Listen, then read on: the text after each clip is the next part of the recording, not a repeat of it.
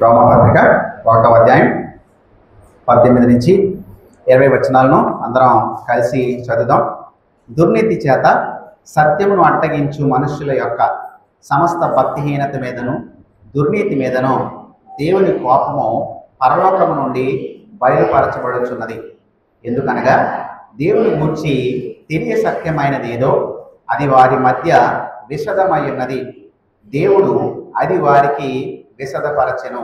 ఆయన అదృశ్య లక్షణములు అనగా ఆయన నిత్య శక్తియు దేవత్వమును జగదుత్పత్తి మొదలుకొని సృష్టింపబడిన వస్తువులను ఆలోచించుట వలన తేటపడుచున్నవి గనుక వారు నిరుత్తరులై ఉన్నారు. దయచేసి అందరూ కూర్చోండి.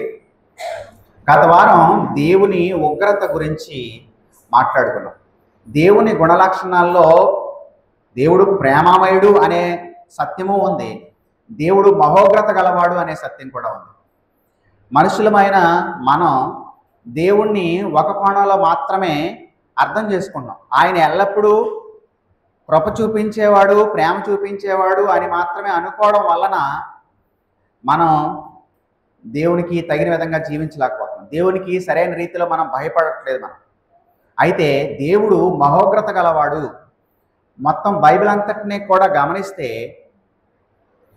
ఆయన కోపం అనే మాటను, ఉగ్రత అనే మాటను ఉపయోగించకపోయినా సుమారు 580 నుంచి 600 ప్రదేశాల్లో దేవుని ఉగ్రత, కోపం గురించిన సంగతులు ప్రస్తావించబడ్డాయి.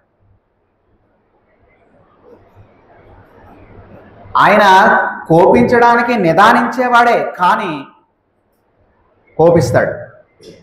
దీర్ఘశాంతం వహిస్తాడు, కానీ ఆ దీర్ఘశాంతానికి ఇక ముగింపు వచ్చినప్పుడు ఆయన తన ఉగ్రతను కనపరుస్తాడు. అందువల్ల దేవుని గుణలక్షణాల్లో ప్రేమ అనేది ఉంది, ఉగ్రత అనేది కూడా ఉంది. అయితే దేవుడు ఆ కోపాన్ని మన విషయంలోకి వచ్చేటప్పటికి తన కుమారుడైన యేసుక్రీస్తు మీద ఆ ఉగ్రత అంతటిని కూడా చూపించి ఆ ఉగ్రత నుంచి మనల్ని తప్పించాడు. అందుకని దేవుని యొక్క ఉగ్రత తన కుమారుడైన యేసుక్రీస్తు సంపూర్ణంగా భరించాడు. కాబట్టి మనం దేవుణ్ణి తన ఉగ్రత విషయంలో కూడా మనం స్తుతించాలి. దేవుని ఉగ్రతను బట్టి మనం దేవుణ్ణి ఇంకా ఎందుకు స్తుతించాలనంటే, ఈరోజు దేవుని బిడ్డలను హింసిస్తున్న వాళ్ళందరి విషయంలో కూడా దేవుడు తన ఉగ్రతను ఒకనొక దినాన్ని కనపరుస్తాడు. ఒకవేళ దేవుళ్ళో పాపము, ఉగ్రత అనేది లేకపోయి ఉంటే కనుక ఆయన సంపూర్ణుడు అయి ఉండేవాడు కాదు. ఎందుకంటే పాపాన్ని చూసినప్పుడు మనం పాపం అనేది వ్యక్తపరచకపోతే మనలో ఏదో లోపం ఉందని అర్థం. తప్పు జరిగినప్పుడు దేవుని పద్ధతులకు, దేవుని ఆజ్ఞలకు విరుద్ధమైన ప్రవర్తన కానీ జీవితం కానీ కనబడుతున్నప్పుడు మనం కోపం తెచ్చుకోకపోవడం, సరిచేయకపోవడం పాపమే. గత వారం దేవుని కోపం గురించి చెప్పిన సంగతులు ఒకవేళ మీరు వినకపోతే మీరు వినొచ్చు. ఆ వాక్యం రికార్డ్ చేసి పెడుతున్నాను, అందులో మీరు దేవుని కోపం గురించిన సంగతులు వినవచ్చు. ఇప్పుడు మనం 18వ వచనాన్ని ఒకసారి గమనిద్దాం. దుర్నీతి చేత, చూడండి వచనాన్ని, సత్యాన్ని అడ్డగించే మనుషుల యొక్క సమస్త భక్తిహీనత మీద, దుర్నీతి మీద దేవుని కోపం పరలోకం నుండి బయలుపరచబడుచున్నది. పరలోకం నుంచి ఏం బయలుపరచబడుతుంది? దేవుని కోపం. ఇక్కడ బయలుపరచబడుచున్నది అనే ఆ మాటకు అర్థం ఏంటనంటే అది నిరంతరం జరుగుతూ ఉంది అని అర్థం. అది ఒకసారి జరిగిపోయిందని కాదు, గతంలో మాత్రమే జరిగిందని కాదు. ఆ కోపం అనేది ఎప్పటికి ఇంకా కూడా బయలుపడుతూనే ఉంది. బయలుపడడం అంటే ఏంటి? ఇప్పుడు అపోకలిప్టో అనే ఆ పదం నుంచి బయలుపరచబడడం అనే పదాన్ని తెలుగులో అనువాదం చేశారు. బయలుపరచబడడం అనేది కొన్నిసార్లు దేవుడు హృదయానికి, మనసుకి తెలియజేసే సంగతులు ఉంటాయి. పేతురు ఎప్పుడైతే ప్రభువైన యేసుక్రీస్తును, ఇదిగో నువ్వు సజీవుడైన దేవుని కుమారుడైన క్రీస్తు అని అన్నాడు ప్రభువైన యేసుక్రీస్తు, అప్పుడు పేతురుతో అన్న మాట ఏంటంటే, మనుషులు నీకు ఈ సంగతులు తెలియజేయదు, పరలోకమందున్నటువంటి నా తండ్రి నీకు ఈ సంగతిని బయలుపరిచాడు అని చెప్పాడు. అది హృదయానికి, అంతరంగానికి దేవుడు పరలోకం నుంచి తెలియజేసే సత్యం. అందువల్ల బయలుపరచడం అనేది అంతరంగానికి దేవుడు కొన్ని సంగతులు అర్థమయ్యేలాగా చేస్తాడు. ఈ బయలుపరచబడడం అనే మాటను ఇంకొక రకంగా కూడా ఎలా వాడారంటే, ఇది భౌతికంగా మన కళ్ళకు కనబడే విధంగా దేవుడు వెల్లడి చేస్తాడనమాట, స్పష్టం చేస్తాడు. అంటే దాన్ని మూత తెరిచి దాన్ని ముసుగు తీసి దానిని చూపిస్తాడనమాట. దేవుడు పరలోకం నుంచి తన కోపాన్ని నిరంతరం కూడా ప్రదర్శిస్తూనే ఉన్నాడు. దేని మీద ప్రదర్శిస్తున్నాడు? దేని మీద కోపాన్ని ప్రదర్శిస్తున్నాడో మీరు గమనిస్తే, మనుష్యుల యొక్క సమస్త భక్తిహీనత మీద, దుర్నీతి మీద.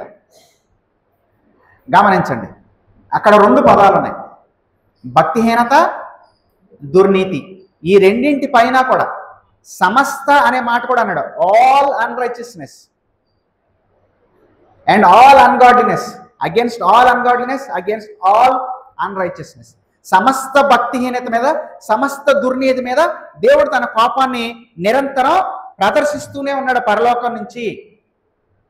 Haven is not happy about all the unrighteousness and ungodliness that are on the earth among the people. మనుషుల మధ్యన ఉన్న భక్తిహీనత విషయంలో, దుర్నీతి విషయంలో పరలోకంలో ఉన్న దేవుడు సంతోషంగా లేడు. ఆయన తన కోపాన్ని వ్యక్తపరుస్తున్నాడు. ఇప్పుడు రెండు ప్రశ్నలు మిమ్మల్ని అడగాలి. అదేంటంటే, ఒకటి భక్తిహీనత అంటే ఏంటి, రెండు దుర్నీతి అంటే ఏంటి. ఇప్పుడు భక్తిహీనత అనే పదం గురించి ఆలోచించినప్పుడు ఇంకొక మాట ఆలోచించండి. రక్తహీనత అనే మాట వింటారు కదా, విన్నారా? రక్తహీనత అంటే ఏంటి? రక్తం లేకపోతే చచ్చిపోతారు. రక్తం తక్కువగా ఉంటే రక్తహీనత అవుతుంది. అయితే ఇప్పుడు భక్తిహీనతను కూడా అలాగే అర్థం చేసుకోవాలా? భక్తిహీనత అంటే భక్తి తక్కువగా ఉండడమా? కాదు. భక్తిహీనత అనే పదానికి గ్రీక్ భాషలో ఉపయోగించిన మాట ఏంటంటే అసేబేయ అనే పదాన్ని ఉపయోగించారు.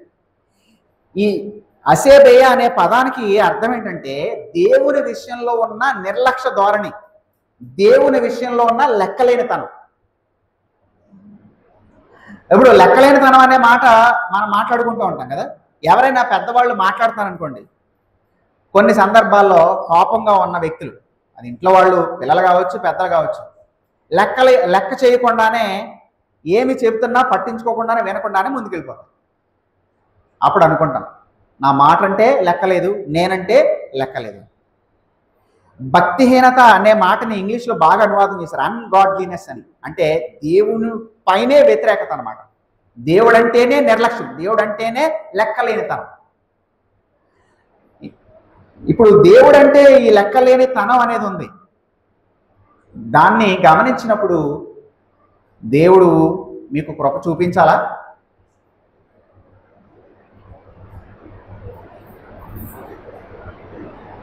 గత వారంలో బైబిల్లో తెరిచి మేము చదివాము అనేవాళ్ళు ఎంతమంది ఉన్నారు? బైబిల్ తెరిచి మేము చదివాము. మిగిలిన వాళ్ళ పరిస్థితి ఏంటి?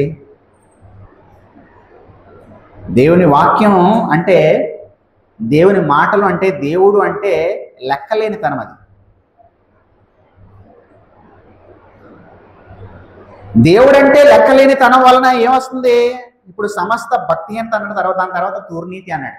ఇందాకే నేను మొదటి వర్తమానంలోకి వెళ్ళకముందే నీతి అంటే ఏంటో చెప్పాను. నీతి అంటే ఒక ప్రమాణాన్ని అందుకోవడం. నీతిమంతుడు అంటే ఒక ప్రమాణాన్ని అందుకునేవాడు.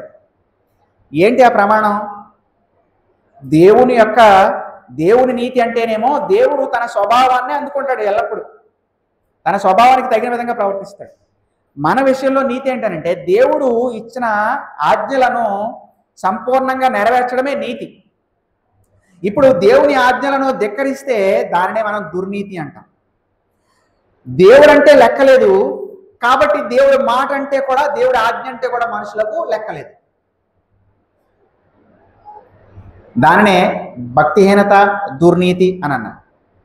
ఈ సమస్త భక్తిహీనత మీద, దుర్నీతి మీద దేవుడు చూసి ఇంకా ఆయన కనికరం చూపిస్తున్నాడు అనుకుంటున్నారా? దేవుడు అంటే లెక్కలేని వాళ్ళను, దేవుని మాట, దేవుని ఆజ్ఞ అంటే లెక్కలేని వాళ్ళను చూసి దేవుడు సంతోషించడో, దానికి విరుద్ధంగా దేవుడు తన కోపాన్ని నిరంతరం వ్యక్తపరుస్తూ ఉంటాడు. సృష్టి ఆరంభం నుంచి ఆదాము హవ్వలు దేవుని ఆజ్ఞను ధిక్కరించి పాపం చేసినప్పుడు దేవుడు వాళ్ళని శపించాడు. కయీనును దేవుడు శపించాడు. నోవహు జల ప్రళయ కాలంలో ఉన్నటువంటి మనుషులను దేవుడు జల ప్రళయంతో శిక్షించాడు. అలాగే సొదొమ గొమొర్రా వాళ్ళపైన అగ్ని కురిపించాడు. ఇశ్రాయేలులకు విరుద్ధంగా అనేక సందర్భాల్లో ఆయన తన ఉగ్రతను చూపించాడు. అందువల్ల దేవుడు తన ఆజ్ఞలకు ఏ విధంగా అయితే ఎవరైతే మనుషులు లెక్క చేయరో, ఏమి పట్టించుకోరా, దేవుడు చెప్తే చెప్పాలి అనే విధంగా ఉంటారు. మాకు మనుషులు పెట్టిన ఆజ్ఞలే ముఖ్యం, పెద్దలు చెప్పినటువంటి విషయాలే ముఖ్యం, దేవుడు చెప్పినటువంటి ఆజ్ఞలు, దేవుని పద్ధతులు, దేవుడు ఇవి మాకు లెక్కలేదు, మాకు మా సుఖమే ముఖ్యం అని భావించే వాళ్ళందరి విషయంలో దేవుడు సంతోషంగా ఉండడు. ఏం చేస్తున్నాడు? సమస్త భక్తిహీనత మీద, దుర్నీతి మీద పరలోకం నుండి నిరంతరము కూడా తన కోపాన్ని బయలుపరుస్తూనే ఉన్నాడు. అందువల్ల దేవుడు అందరికీ కృప చూపించడండి. దేవుడు అందరినీ ప్రేమించడు. అందరినీ ఎందుకు ప్రేమించాలి? అందరూ దేవుడిని ప్రేమిస్తున్నారా? నా మాట అంటే లెక్క చేయని వాడిని, నన్ను లెక్క చేయని వాడిని నేను ఎందుకు ప్రేమించాలి? దేవుడు అంత చేతగానే వాళ్ళ కనపడుతున్నాడా?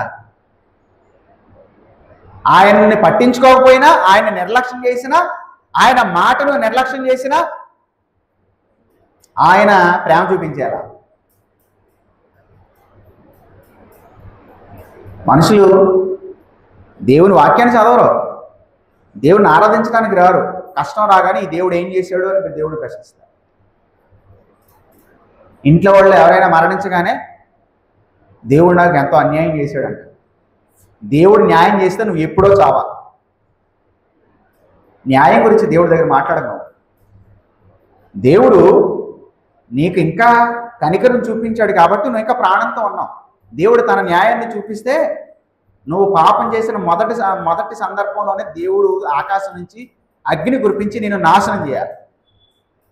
ఎప్పుడు కూడా దేవుడి దగ్గరికి వెళ్ళి దేవా న్యాయం చేయాలని అడగడు. న్యాయం చేస్తే కనుక దేవుడు నిన్ను నరకానికి పంపించాలి. అది న్యాయం. దేవుణ్ణి కనికరించు అని అడగాలి. అయితే దేవుణ్ణి కనికరించు అని అడగాలంటే దేవుడు అంటే లెక్క లేకపోతే, దేవుని మాట అంటే, దేవుని ఆజ్ఞ అంటే లెక్క లేకపోతే ఆయన నీ ఎళ్ళ కనికరం చూపిస్తాడని కూడా నీ వెర్రితనం అంతే. దేవుడు ఏం చేస్తున్నాడు? సమస్త భక్తిహీనత మీద, దుర్నీతి మీద తన కోపాన్ని బయలుపరుస్తూ ఉన్నాడు. అయితే ఈ మనుషులు ఏం చేస్తున్నారు? దేవుడు అంటే లెక్కలేదు, దేవుడు మాట అంటే లెక్కలేదు కాబట్టి ఏం చేస్తున్నాడు? చూడండి, 18వ వచనం మొదట్లోనే ఉంది. దుర్నీతి చేత సత్యాన్ని అడ్డగిస్తూ ఉన్నారు. దేవుడు అంటే లెక్కలేదు కాబట్టి, దేవుని ఆజ్ఞలంటే లెక్కలేదు కాబట్టి ఇప్పుడు ఆ దుర్నీతితో ఏం చేస్తున్నారు? సత్యాన్ని అడ్డగిస్తూ ఉన్నారు. ఈ మాటను గమనించారా? అడ్డగించడం. దేన్ని అడ్డగించడం? మీ నోటితో చెప్పండి. దేన్ని అడ్డగిస్తున్నారు? సత్యాన్ని అడ్డగిస్తున్నారు. ఏ సత్యాన్ని అడ్డగిస్తున్నారు అంటే 19, 20 వచనాలు చూస్తే దేవుడు ఉన్నాడు అనే సత్యాన్నే వాళ్ళు అణిచివేస్తున్నారు. ఇప్పుడు అడ్డగించడం అనే మాట గురించి నేను 2 మాటలు చెప్తాను. ఇక్కడ అడ్డగించడం అనే ఆ మాటకు అర్థం ఏంటంటే అణిచిపెట్టడం అన్నమాట. ఇప్పుడు స్ప్రింగ్ అంటే తెలుసు, స్ప్రింగ్ మన పెన్నుల్లోనూ లేకపోతే ఇళ్లలోనూ కూడా స్ప్రింగ్స్ ఉంటాయి. స్ప్రింగ్ని మనం గట్టిగా ఇలాగా ప్రెస్ చేసామనుకోండి, ఓకే, అది కిందకి వెళ్తుంది. మళ్ళీ చేయి తీసేగానే ఏం జరుగుతుంది? మళ్ళీ దాని యథాస్థానానికి వచ్చేస్తుంది కదా. లేదా ఒక ఫుట్బాల్ తీసుకోండి, ఆ బకెట్ నీళ్ళలో గట్టిగా ముంచారు, ఓకే, మళ్ళీ అది ఏం చేస్తుంది? మనం చేయి తీసేగానే అది మళ్ళా పైకి వచ్చేస్తుంది. మనుషులు దేవుడంటే లెక్కలేదు కాబట్టి, దేవుని ఆజ్ఞలంటే లెక్కలేని తనం ఉంది కాబట్టి ఏం చేస్తున్నారు? దేవుని గురించిన సత్యాన్ని వాళ్ళు అణిచేయడానికి ప్రయత్నం చేస్తారు. ముఖ్యంగా ఇక్కడ 19, 20 వచనాలు చూస్తే అసలు దేవుడు అనేవాడు లేడు అంటున్నారు. వాళ్ళు చేసే వాదన ఎలా ఉంటుందంటే, దేవుడు ఉంటే కనిపించాలి కదా, కనిపించట్లేదు కాబట్టి ఆయన లేడు అంటున్నారు. దేవుడు లేడు అని వాదించే వాళ్ళనే నాస్తికులు అంటారు. ఈ మధ్యన బాగా చదువు అనేది ఎక్కువైపోయింది కాబట్టి, తెలివితేటలు అనేవి ఎక్కువైపోయినాయి కాబట్టి, బహుశా ఈ మధ్యనే దేవుడు లేడు అని వాదించే వాళ్ళు ఉన్నారో అని అనుకుంటే పొరపాటే. ఎందుకో తెలుసా? 3000 సంవత్సరాల క్రితం దావీదు 14వ కీర్తనను అలాగే 53వ కీర్తనను రాశాడు. ఆ 2 కీర్తనల్లో మొదటి వచనం చెప్పే విషయం ఏంటంటే, దేవుడు లేడని బుద్ధిహీనులు తమ హృదయంలో అనుకుంటారు. వారు చెడిపోయిన వారు అసహ్య కార్యాలు చేస్తూ ఉంటారు. 3000 సంవత్సరాల క్రితం రాశాడు. మనసులో ఏమనుకుంటారంట? దేవుడు లేడు అనుకుంటారట. ఇప్పుడు కొత్త నిబంధన రాసి సుమారు 2000 సంవత్సరాలు అవుతుంది కదా. పౌలు కూడా ఏమన్నాడంటే, దేవుడు గురించిన సత్యాన్ని ప్రజలు తృణీకరిస్తున్నారు. దేవుడు లేడు అంటున్నారు. దేవుడు ఉనికిలోనే లేడు, ఉంటే కనబడాలి అని అంటున్నాడు. ఆ సత్యాన్ని అడ్డగిస్తున్నారు. దానికి కారణం ఏంటంటే, దేవుడు ఉన్నాడు అనడానికి రుజువులు లేవు అనేది వాళ్ళు చేసే వాదన. కానీ బైబిల్ ఏమని చెప్తుందంటే, వాళ్ళు బుద్ధిహీనులు, చెడిపోయే వాళ్ళు, అసహ్య కార్యాలు చేసేవాళ్ళు అని దావీదు రాశాడు 14వ కీర్తనలోను 53వ కీర్తనలో. రోమా 1:18లో వాళ్ళు భక్తిహీనులు, వాళ్ళు దుర్నీతిపరులు, అందుకనే దేవుడు ఉన్నాడు అనేటటువంటి సత్యాన్ని వాళ్ళు అణిచివేస్తున్నారు అని పౌలు చెప్పాడు. అందువల్ల దేవుడు లేడు అని వాదించే వాళ్ళు రుజువులు లేక దేవుడు లేడని చెప్పట్లేదు. నువ్వు ఎన్ని రుజువులు చూపించినా సరే వాళ్ళు దేవుడు ఉన్నాడని నమ్మరు. దీన్ని ఎలా నమ్మాలి నేను, ఎందుకు నమ్మాలి అని అంటారు అంతే. నువ్వు రుజువు చూపిస్తే నమ్మాలి. సాధారణంగా రుజువులు ఎందుకు చూపిస్తాం? కోర్టులో జడ్జి గారు రుజువుల కోసం, సాక్ష్యాల కోసం ఎందుకు అడుగుతారు? ఆ ముద్దాయిగా నిలబడిన వ్యక్తి దోష నిర్దోష తేల్చడానికి. రుజువులు సరిగ్గా ఉంటే అప్పుడు తీర్పును ప్రకటించడానికి వీలవుతుంది. కానీ నాస్తికుడి దగ్గరికి వెళ్ళి దేవుడు ఉన్నాడు అనడానికి ఎన్ని రుజువులు నువ్వు చూపించినా కానీ నేను దీన్ని ఎందుకు నమ్మాలి, నేను దీన్ని నమ్మను అంటాడు. ఎందుకు తెలుసా? బైబిల్ చెప్తుంది, వాడు బుద్ధిహీనుడు, అసహ్య కార్యాలు చేసేవాడు, అలాగే చెడిపోయిన వాడు, దుర్నీతిపరుడు, భక్తిహీనుడు. దేవుడు లేడు అని చెప్పడానికి ఉన్న కారణం వాళ్ళ దైవ వ్యతిరేకతే, అసహ్య కార్యాలు చెయ్యాలి అనే వాళ్ళ ఆశే. దేవుడు ఉన్నాడు అంటే ఏం చేయాలి? దేవుడు చెప్పే మాట కూడా వినాలి. దేవుడు చెప్పే మాట వినాలంటే అప్పుడు మన ప్రవర్తనలో చాలా మార్పులు తీసుకురావాలి.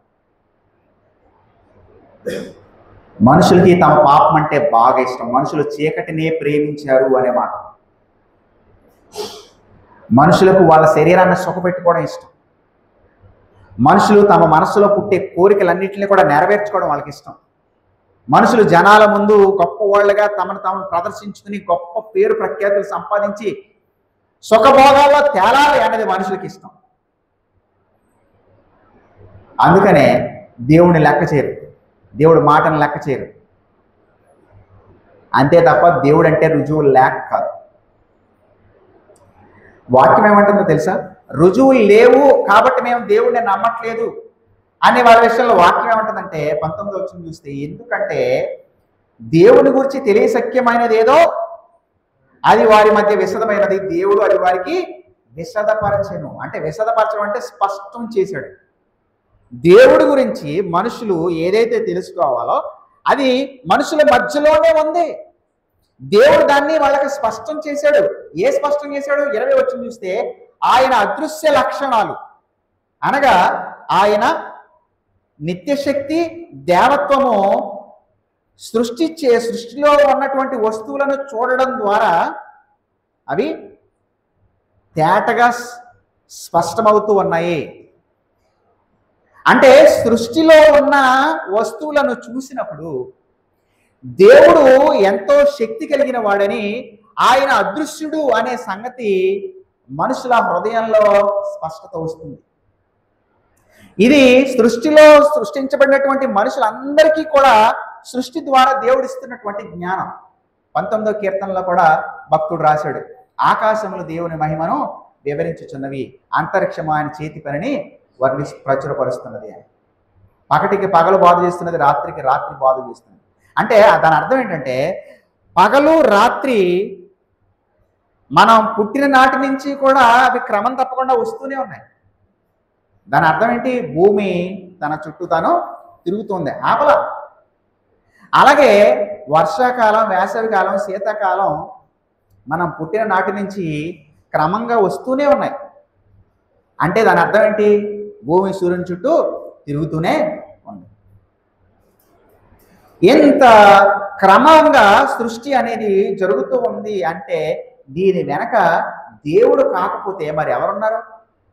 ప్రాణం లేనివి వాటికి అవే ఒక నియమం ప్రకారం అవి పనిచేస్తూ ఉంటాయా? దేవుడు వాటిని సృష్టించి వాటిని ఒక నియమం ప్రకారం నడిపిస్తున్నాడు కాబట్టి సృష్టి ఇంకా నాశనానికి లోనవ్వలేదు. అయితే ఈ సృష్టిలో జరిగే ఈ సంగతులను ఆలోచించడం వలన దేవుని అదృశ్య లక్షణాలు, అంటే ఏమేమి లక్షణాలు చెప్పాడు ఇక్కడ 20వ వచనంలో? ఆయన నిత్యమైన శక్తి, ఆయన దైవత్వము మీకు తేటపడతాయి అంటున్నాడు. సృష్టిలో ఉండే ఈ ప్రాణులు కావచ్చు, లేకపోతే ప్రాణం లేని వస్తువులు కావచ్చు, దేవుడు ఉన్నాడు అనే సత్యానికి ఇవి రుజువుగా ఉన్నాయి. కానీ నాస్తికులు ఏమని వాదిస్తున్నారు తెలుసా? దేవుడు దీన్ని సృష్టించాడు అని అనకుండా ఈ సృష్టి దానికి అదే ఉనికిలోకి వచ్చేసింది, ఎల్లప్పుడూ ఈ సృష్టి అనేది ఉనికిలోనే ఉంది అని ఒకడంటే, ఇంకొకడు ఏమంటాడంటే ఒక పెద్ద విస్ఫోటం, ఒక బాంబు పేలినట్టు పేలింది, ఒక పెద్ద రాయిలా ఉండేది, అది విస్ఫోటనం చెంది ఇదంతా వచ్చిందంట. నీటిలో నుంచి ప్రాణం పుట్టుకొచ్చింది అంటాడు. కొన్ని కెమికల్స్ అన్ని ఏర్పడటం వల్ల ఈ ప్రాణులు పుట్టుకొచ్చాయి అని అంటారు. అంటే జీవం దానికి అదే వచ్చేసింది, సృష్టి దానికి అదే వచ్చేసింది అని నమ్ముతున్నారు. అప్పుడు అలా బిగ్ బ్యాంగ్ జరిగినప్పుడు వీళ్ళేమి లేరు, వీళ్ళేమి చూడలేదు, మరి దాన్ని ఎలా నమ్ముతున్నారు? మొట్టమొదటిగా ప్రాణి ఏర్పడినప్పుడు వీళ్ళేం లేరు, కానీ దాన్ని ఎలా నమ్ముతున్నారు? అంటే నమ్మకం అనే దాని మీద వీళ్ళు దాడి చేస్తుంటారు, కానీ వాళ్ళు కూడా నమ్ముతున్నారు. ఈ సృష్టి వెనక నిత్య శక్తి కలిగినటువంటి దేవుడు, సర్వశక్తిమంతుడైన దేవుడు, జ్ఞానం కలిగినటువంటి దేవుడు ఉన్నాడు అని మన సృష్టిని చూస్తే అర్థమవుతుంటే, ఈ సృష్టికర్తను కనుక మనం ఒప్పుకుంటే ఆ సృష్టికర్త చెప్పే ఆజ్ఞలను కూడా మనం పాటించాలి. కాబట్టి ఆ పనులు చేయడం ఇష్టం లేక ఏం చేస్తున్నారు? అసలు దేవుడే లేడంటే గొడవ వదిలిపోద్ది అని, దేవుడే లేడు అని వాదిస్తుంది. మరి ఇలాంటి వాళ్ళ మీద దేవుడు తన కోపాన్ని ప్రదర్శించకపోతే అది న్యాయం ఎలా అవుతుంది? అందువల్ల దేవుడు నిరంతరం పరలోకం నుంచి తన కోపాన్ని ఇలాంటి భక్తిహీనుల మీద, దుర్నీతి పరుల మీద, దేవుడు లేడు అని వాదించే మూర్ఖులందరి మీద తన కోపాన్ని పరలోకం నుంచి నిరంతరం బయలుపరుస్తూనే ఉన్నాడు. అది ఏ విధంగా బయలుపరుస్తున్నాడు అని అంటే 24వ వచనం చూస్తే, ఈ హేతువు చేత వాళ్ళు తమ హృదయముల దురాశలను అనుసరించి తమ శరీరాలను పరస్పరం అవమానపరుచుకున్నట్టు దేవుడు వారిని అపవిత్రతకు అప్పగించాడు. అది దేవుడు తన కోపాన్ని బయలుపరిచే విధానం. 26వ వచనం, అందువల్ల దేవుడు తుచ్చమైన అభిలాషలకు వారిని అప్పగించాడు. వీరు స్త్రీలు సైతం స్వాభావికమైన ధర్మాన్ని విడిచి స్వాభావిక విరుద్ధమైన ధర్మాన్ని అనుసరించారు. పురుషులు కూడా స్త్రీ యొక్క స్వాభావికమైన ధర్మాన్ని విడిచి పురుషులు అవాచ్యమైనది చేస్తూ తమ తప్పిదానికి తగిన ప్రతిఫలం పొందుతూ ఒకరి ఎడల ఒకరు కామతత్తులయ్యారు. దేవుడు ఈ పరలోకం నుంచి ఒకరికి చూపించే మూడో విధానం 28వ వచనంలో, వారు తమ మనసులో దేవుడికి చోటు నల్లకపోయారు కనుక చేయరాని కార్యాలు చేయడానికి దేవుడు భ్రష్ట మనస్సుకు వారిని అప్పగించాడు. ఇప్పుడు నేను వివరిస్తాను చూడండి ఈ 3 విషయాలు. దేవుడు తన కోపాన్ని ఎలా బయలుపరుస్తున్నాడు తెలుసా? మొట్టమొదటిగా, మీ హృదయాల్లో దురాశలు ఉన్నాయి కదా, వాటిని నెరవేర్చుకోవడానికి మిమ్మల్ని వదిలేస్తానా అని దేవుడు వదిలేస్తున్నాడు. అదే దేవుడు చూపించే కోపం. ఇదేంటండి దేవుడు కోపం చూపిస్తాడంటే జలపల్లగా రప్పిస్తాడని, లేకపోతే ఆకాశం చెగని కురిపిస్తాడని, వడగళ్ళు కురిపిస్తాడని, వరద రప్పిస్తాడని, ఈ విధంగా దేవుడు తన కోపాన్ని చూపిస్తున్నాడు అనుకుంటాం అంటే నో. దేవుడు తన కోపాన్ని ఎలా ప్రదర్శిస్తాడంటే కొన్ని సందర్భాల్లో ఇదిగో మీ హృదయంలో పుట్టే దురాశల్ని అనుసరించడానికి మిమ్మల్ని వదిలేస్తున్నాను అండమే దేవుడికి పెట్టే శిక్ష. అప్పుడు ఏం జరుగుద్ది? మీ హృదయంలో ఉండే దురాశలకి మిమ్మల్ని వదిలేస్తే మీకు దొంగతనం చేయాలనిపిస్తుంది. అంటే బంగారమో లేకపోతే డబ్బో చూశారు చేయాలనిపిస్తుంది, వెళ్తావు, చేస్తావు, దొరికేస్తావు, అప్పుడు శిక్ష అనిపిస్తావు, అవమానాలు పడతావు. ఎవడి మీద కోపం వస్తుంది, ఆ కోపాన్ని తీర్చుకోవాలని ప్రయత్నం చేస్తాం. ఎవడి మీద శారీరకంగా కోరిక కలుగుతుంది, శరీర కోరికలు తీర్చుకోవాలని, ఆ హృదయంలో ఉండే దురాశలు నెరవేర్చుకోవడానికి వెళ్ళిపోతాం. అప్పుడు ఏం జరుగుతుంది? వేసిగా వ్యభిచారిగా మారిపోయి రకరకాల రోగాలు తెచ్చుకుని పరువు లేకుండా జీవిస్తాం. దేవుడు నీ మీద కృప చూపించాడంటే ఏం చేస్తాడంటే నీ హృదయంలో పుట్టే దురాశలను నెరవేర్చుకోకుండా నిన్ను అడ్డుకుంటాడు. దేవుడు నిన్ను వదిలేశాడంటే నీ హృదయంలో ఉండే దురాశలన్నిటిని కూడా నువ్వు పాటించడానికి నిన్ను వదిలేస్తాడో అప్పుడు నిన్ను ఎవరో నాశనం చేయక్కర్లా, నిన్ను నువ్వే నాశనం చేసేసుకుంటావు. దేవుడు తన కోపాన్ని చూపించే రెండో విధానం ఏంటో తెలుసా?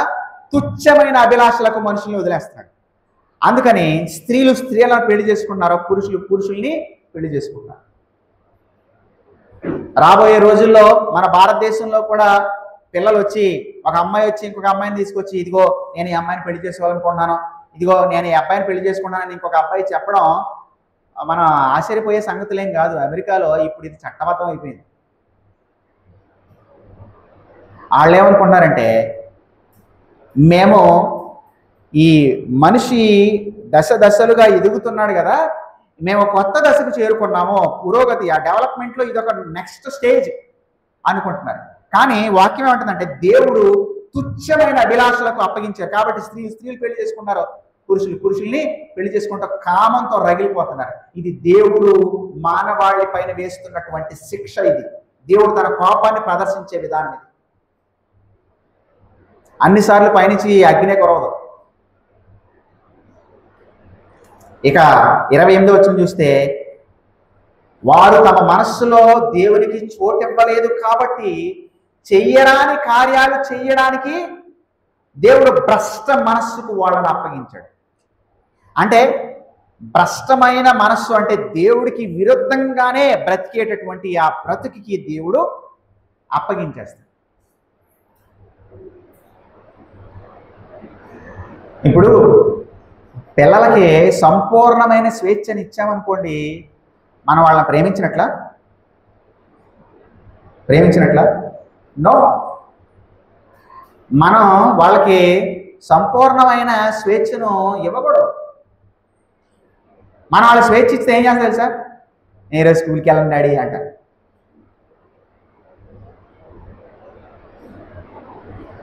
మనం సంపూర్ణంగా స్వేచ్ఛ ఇస్తే ఏం చేస్తారు తెలుసా? ఎప్పుడు ఫోన్ ఆడుకుంటా, టీవీ చూస్తా, వీధుల్లో జులాయి లాగా తిరుగుతా బ్రతుకుతారు.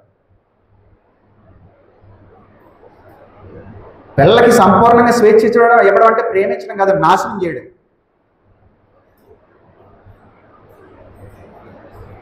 మా పిల్లలు కూడా ఇబ్బంది పడతారు ఉదయాన్నే లేచి ఆరాధనకు రావడానికి. ఇంకా ఇక్కడ తక్కువ దూరం కాబట్టి ఇంకా సులభం. 7.5 కిలోమీటర్ల నుంచి చలికాలంలో వచ్చేటప్పుడు చాలా ఇబ్బంది పడేవాడు. అయినా బిడ్డలతో వాళ్ళకి స్వేచ్ఛనివ్వలేదు, వాళ్ళని ఇద్దరికి నేను స్వేచ్ఛనివ్వాల. లేపి సమయానికి రెడీ చేసి సమయానికి వచ్చి తీసుకొచ్చేవాళ్ళు. ఎందుకంటే వాళ్ళకి స్వేచ్ఛనిస్తే వాళ్ళ నిద్రపోతానే ఉంటారు. ఆ జీవితం ఆ విధంగా దేవునికి విరుద్ధంగా భక్తిహీనంగానే తయారవుతుంది.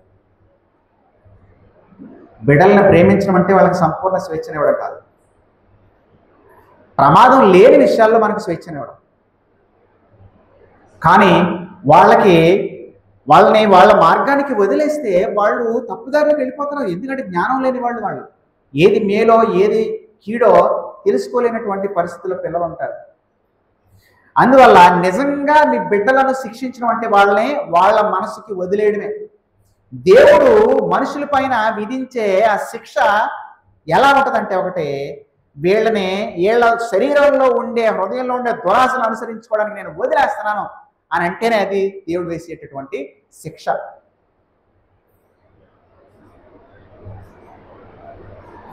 కొన్ని సందర్భాల్లో దేవుడు చంపుతున్నాడు, రకరకాలుగా చంపుతున్నాడు. కొన్ని సందర్భాల్లో దేవుడు ఇదిగోరా నువ్వు ఈ జీవితంలో నువ్వు సుఖం సంతోషం శాంతి లేకుండా బ్రతకడానికి నీ హృదయంలో ఉండే దురాశలకి నిన్ను వదిలేస్తున్నా అని వదిలేస్తున్నాడు అన్నమాట. కాబట్టి దేవుడు ఎప్పుడు కూడా మౌనంగా లేడు పాపం విషయంలో. దేవుడు అంటే లెక్క లేని వాళ్ళని దేవుడు ఎప్పుడు వదిలేయట్లేదు. దేవుని ఆజ్ఞలంటే లెక్క లేని వాళ్ళని దేవుడు ఎప్పుడు వదిలేయట్లేదు. నిరంతరం కూడా పరలోకం నుంచి తన కోపాన్ని ప్రదర్శిస్తూనే ఉన్నాడు. అది నీకు నాకు అర్థం కాకపోవచ్చు. ఇంత లోకంలో ఎంత అన్యాయం జరుగుతుంది, దేవుడు ఏం చేస్తున్నాడు అని నువ్వు అనుకోవచ్చు. కానీ నువ్వు ఎవరిలో అయితే నిజంగా సంతోషం ఉందనుకుంటున్నావో వాళ్ళలో సంతోషం నిజంగా లేకపోవచ్చు. ఎవరి జీవితాలు అయితే అబ్బా భలే ఉన్నాయని నువ్వు అనుకుంటున్నావో వాళ్ళగా జీవితాలు అలా ఉండకపోవచ్చు. ఎందుకంటే దేవుణ్ణి లెక్క చేయకపోతే, దేవుని ఆజ్ఞను లెక్క చేయకపోతే వాడి మీద దేవుని కోపం అది పరలోకం నుంచి దిగి వస్తూనే ఉంది. అది రాజకీయ నాయకుడైనా, సినిమా హీరో అయినా, క్రికెట్ ప్లేయర్ అయినా, లేకపోతే అత్యంత సంపన్నులైనటువంటి అంబానీలైనా, ఎవరి మీదైనా సరే దేవుని ఆజ్ఞలను లెక్క చేయకపోతే దేవుని ఉగ్రత పరలోకం నుంచి వాళ్ళ పైకి దిగి వస్తూనే ఉంది. భవిష్యత్తులో కాదు, ఇది ఇప్పుడు కూడా వస్తూనే ఉంది. సరే, దీని నుంచి మనం ఎలాంటి పాఠాలు నేర్చుకోవచ్చు? మొదటిగా ఇక్కడ ఉన్న వాళ్ళు ఎవరు కూడా దేవుడు లేడు, ఏం లేదు, దేవుడు అనేవాళ్ళు లేడు అనే నాస్తికులు ఎవరు లేరు. మీరందరూ దేవుడు ఉన్నాడు అని నమ్మేవాళ్ళు కాబట్టే ఇక్కడికి వచ్చి కూర్చున్నారు. ఆ విషయంలో సంతోషం. అయితే దేవుడు ఉన్నాడు అని నమ్ముతూనే ఆ దేవుని యొక్క శక్తిని, ఆ దేవుని యొక్క స్వభావాన్ని, దేవుని యొక్క శాసనాలను ఏమాత్రం లెక్క చేయని వాళ్ళు ఇక్కడ ఉన్నారు. అంటే దేవుడు ఉన్నాడని నమ్ముతారు, కానీ అది జీవితాల్లో కనబడదు. దీన్ని ఏమంటారంటే ప్రాక్టికల్ ఎథియిజం అని అంటారు. అంటే నోటి మాటలతో అయితే దేవుడు ఉన్నాడని చెప్తాం, కానీ మన క్రియలు ఏం చెప్తే, మన జీవితం ఏం చెప్తుంది? మన క్రియలు దేవుడు లేడు అని చెప్తాం. అందుకనే మనం ఎన్నడూ మోకరించి ప్రార్థన చేయం. అందుకనే బైబిల్లోని మాటలను మనం చదవము, దాన్ని పాటించాలి అనే లెక్కే లేదు. అలాగే దేవునికి సేవ చేసే విషయంలో అయితే గుండు సున్నా, పెద్ద సున్నా.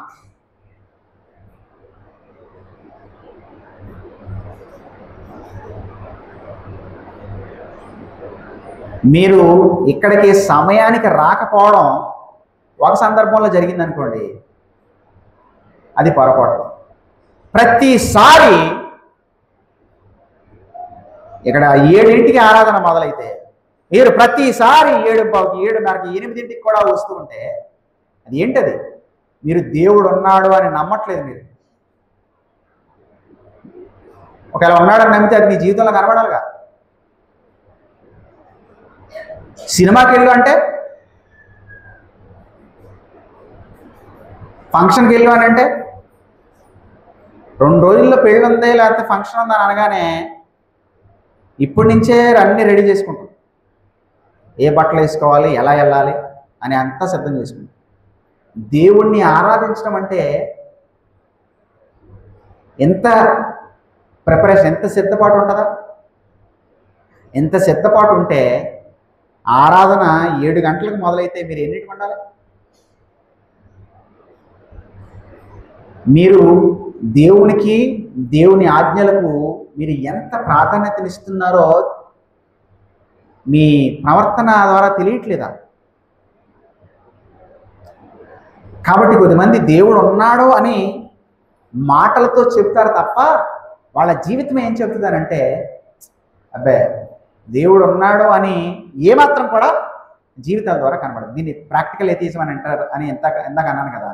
అంటే మాటల్లో ఆస్తికులే కానీ చేతల్లో నాస్తికులు అన్నమాట. దాన్నే భక్తిహీనత, దుర్నీతి అంటారు. దేవుడు మిమ్మల్ని కనికరపడాలా? పడడు. ఎందుకు కనికరపడాలండి మీ మీద? ఆయన లెక్క చేయవు, ఆయన మాటలను లెక్క చేయవు. దేవుడు నీ మీద కృప ఎందుకు చూపించాలి? చేత కనివాడు దేవుడు. దేవుడు తన కోపాన్ని మీ మీద ప్రదర్శిస్తాడు, మిమ్మల్ని మీ దారికి వదిలేస్తాడు. మీరు మీ కోరికలు నెరవేర్చుకుంటూ బ్రతుకుతారు. ఆ విధంగా మీకు హృదయంలో శాంతి ఉండదు, మరణం తర్వాత నిత్యజీవం ఉండదు. కాబట్టి ఇక్కడికి వచ్చి దేవుడు అన్నాడు అని మాటలతో చెబితే కాదు, దేవుడు, ఆయన స్వభావం, ఆయన గుణలక్షణాలు, ఆయన కుమారుడు, ఆయన ఆత్మ, ఈ త్రియేక దేవుని విషయంలో నువ్వు నిజమైనటువంటి భయభక్తులను ప్రదర్శించాలి. ఆయన మాట విన్నప్పుడు నువ్వు వణకాలి. దేవుడు ఎవరి కృప చూపిస్తాడో తెలుసా? ఎవరైతే ఆయన మాట విని వణుకునో ఆయన వానినే దృష్టించుచున్నాడు అని యెషయా భక్తుడు చెప్పాడు.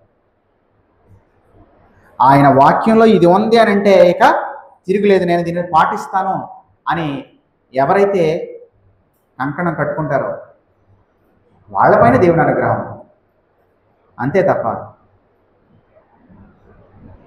వెళ్తే ఏదో లాటరీ టికెట్లు కొంటారు కదా, ఏముందో 100 రూపాయలు పోతే పోయినాయి, కానీ వస్తే పెద్ద మొత్తంలో డబ్బు వస్తుంది కదా. ఒక లాటరీ టికెట్ నేను కొనుక్కుని ఏదో అదృష్టాన్ని పరీక్షించుకోవడానికి ప్రయత్నం చేసే వ్యక్తుల్లాగా వెళ్తే ఏదో ఒక సందర్భంలో సంవత్సరానికి 2 సార్లు 3 సార్లు వెళ్ళి లేకపోతే నెలకు 1 సారి 2 సార్లు వెళ్ళి కొద్దిసేపు నిద్రపోయి వచ్చేస్తే పాస్టర్ గారు వాళ్ళ పనే ఉంది, వాళ్ళు మన గురించి ప్రార్థన చేయడమే పని కదా, కాబట్టి వాళ్ళ పని లేని వాళ్ళు కాబట్టి మన గురించి ప్రార్థన చేసుకుంటారు, ఆ తర్వాత అలా దేవుడి అనుగ్రహం వచ్చేస్తుంది అని మీ జీవితాల ద్వారా మీరు చూపిస్తున్నారేమో. దేవుడు భయంకరుడు. ఆయన ప్రేమ ఎంత నిర్మలమైనదో ఆయన కోపం అంత భయంకరమైనది. ఆయన భయంకరుడు. ఆయన కోపం దహించే అగ్ని లాంటిది. అది దహించడం మొదలు పెడితే ఈ సృష్టిలో ఏది ఎవరు కూడా నిలవలేరు ఆయన కోపం. అందువల్ల దేవుని ఉగ్రతను తాళజాలగలిగిన వాడెవడో, గొర్రె పిల్ల యొక్క ఉగ్రతను తాళజాలగలిగిన వాడెవడో అనే ప్రశ్న వేశాడు. ఎవరు లేరు. అందువల్ల దేవునికి భయపడాలి. మనం దేవుని ఆజ్ఞలకు మనం భయపడాలి. దేవుడి వాక్యాన్ని చదివి ఆయన ప్రమాణాలు ఏంటో మనం తెలుసుకోవాలి. కాబట్టి అది మొదటి పాఠం. రెండవ పాఠం ఏంటంటే ఇక్కడ సత్యాన్ని అడ్డగించే మనుషుల యొక్క దుర్నీతి మీద దేవుని కోపం వస్తున్నాడు. మనం ఎట్టి పరిస్థితుల్లో కూడా సత్యాన్ని అణిచివేసే గుంపులో మనం ఉండకూడదు. సత్యాన్ని వ్యతిరేకించేటటువంటి గుంపులో మనం ఎన్నడూ కూడా ఉండకూడదు. ఎందుకంటే మనం పోరాటం చేస్తున్న దేవునికి వ్యతిరేకంగా అయ్యే అవకాశం ఉంది. అందువల్ల వాక్యం చేత ఒప్పించబడితే తప్ప, వాక్యంలోని దేవుని పద్ధతులకు విరుద్ధంగా జరుగుతున్నాయని చెప్తే తప్ప మనం దేన్ని కూడా వ్యతిరేకించడానికి లేదు. చెడ్డవాడైనా సరే దేవుడికి అనుకూలమైన పని చేశాడంటే దాన్ని మనం వ్యతిరేకించనక్కర్లేదు. మంచివాడైనా సరే, సేవకుడైనా సరే దేవుని మార్గాలకు విరుద్ధమైనటువంటి పద్ధతులు చేస్తున్నప్పుడు మనం తప్పనిసరిగా సరిచేయవలసిందే. కాబట్టి నాస్తికులేమో దేవుడే లేడు అనే సత్యాన్ని అణిచివేస్తా ఉంటే, క్రైస్తవులు కూడా వాక్యంలో ఉన్న సంగతులను సరిగ్గా గ్రహించలేక వాక్యాన్ని సరైన రీతిలో బోధించి అనుసరించే వాళ్ళని అణిచివేసే ప్రయత్నాలు చేస్తున్నారు. ఇది కూడా దేవునికి కోపాన్ని పుట్టించే విషయమే. ఇది కూడా సత్య దూరమైన, సత్య విరుద్ధమైనటువంటి పరిస్థితి. కాబట్టి క్రైస్తవులమైన మనం సత్యానికి మనం సపోర్ట్ చేసే వాళ్ళుగా ఉండాలి తప్ప సత్యాన్ని అడ్డగించే వాళ్ళుగా ఉండకూడదు. అలాగే సత్యాన్ని అనుసరించేవాళ్ళ, సత్యాన్ని సమర్థించడం మాత్రమే కాదు, సత్యాన్ని అనుసరించే వాళ్ళగా ఉండడం కూడా అవసరం. లేదనుకోండి మరలా మన పైన కూడా దేవుని కోపం అనేది వస్తుంది. దేవుడు తన బిడ్డల పైన కోపపడతాడా అంటే ఎందుకు కోపపడ్డా? పాపం ఎవరిలో చూసినా ఆయన కోపపడతాడు. మోషేని సేవకి రా రా అని పిలుస్తూ ఉంటే మోషే సాకులు చెప్తా ఉన్నాడు. చివరికి కోపపడే వరకు మోషే రాలేదు. దేవుడు తన ప్రజల పైన కూడా కోపపడతాడు పాపం చేస్తే. సత్యాన్ని ఎట్టి పరిస్థితుల్లో అడ్డగించే గుంపులో మనం ఉండకూడదు. అలాగే దేవుడు ఉన్నాడని మాటల్లో చెప్పడమే కాదు, అది ఎక్కడ కనపడాలి? మన చేతల్లో కనపడాలి. ఒకసారి అందరూ ఈ మాట చెప్పండి. దేవుడు ఉన్నాడు అనే సత్యం ఎక్కడ కనపడాలి? మన చేతల్లో కనబడాలి. లేదంటే దేవుని ఉగ్రత కనబడే ఒక విధానం ఏంటంటే, దేవుడు మీ మనస్సుకు నచ్చిన పనులు చేసుకునే విధంగా మిమ్మల్ని వదిలేస్తాడో అప్పుడు మిమ్మల్ని మీరే నాశనం చేసుకుంటారు. ప్రార్థన చేసుకోండి.